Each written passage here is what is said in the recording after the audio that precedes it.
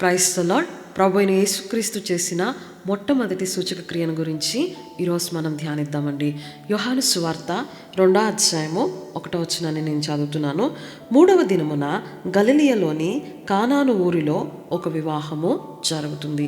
ఎప్పుడైతే ప్రభు అయిన యేసుక్రీస్తు పరిచర్య ప్రారంభిస్తాడో, ఆయన పరిచర్య ప్రారంభించిన 3వ దినమున గలిలయలోని కానానులో ఒక వివాహము జరుగుతుంది.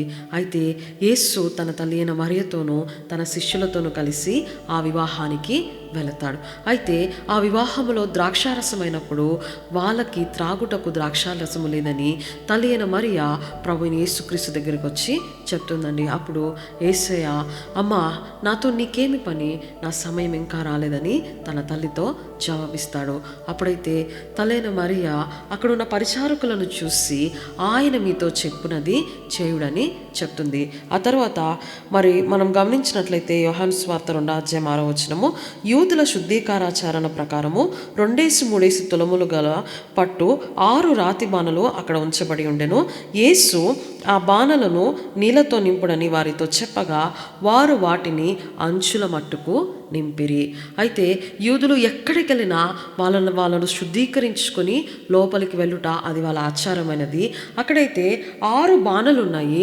ఆ బాణల నిండా నీళ్లతో నింపుడని ప్రభు అయిన యేసుక్రీస్తు అక్కడున్న పరిచారకులకు ఆజ్ఞాపించగా వారు ఆ 6 బాణల నిండా నీళ్లను అంచుల మట్టుకు నింపుతారండి. అయితే ఆ తర్వాత గమనించినట్లయితే యేసయ్య ఆ పరిచారకులను పిలిచి ఈ విందు ప్రధాని ఎవరైతే ఉన్నారో ఆ ప్రధాని దగ్గరికి వెళ్ళి ఈ నీళ్లను ముంచి తీసుకుని వెళ్ళి ఇవుడి అని చెప్పగానే ఈ పరిచారకులు యేసుక్రీస్తు చెప్పిన రీతిగానే ముంచి విందు ప్రధాని యొద్దకు తీసుకుని వెళ్తారు.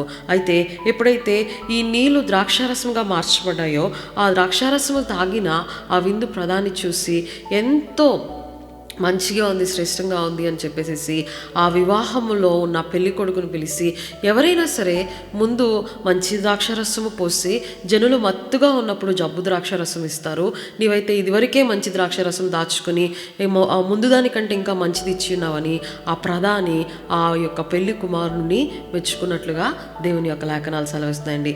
ఆ తర్వాత గమనించినట్లయితే ఈ నీరు ద్రాక్షారసంగా ఏ రీతిగా మారిందో ఆ యొక్క ప్రాసెస్ అనేది ఆ పరిచారకులకు తప్పించి అక్కడున్న పెళ్లి కొడుకు కానీ విందు ప్రధానికి కానీ తెలియదు. ఆ తర్వాత లాస్ట్లో మనం గమనించినట్లయితే 11వ వచనాన్ని నేను చదువుతున్నాను.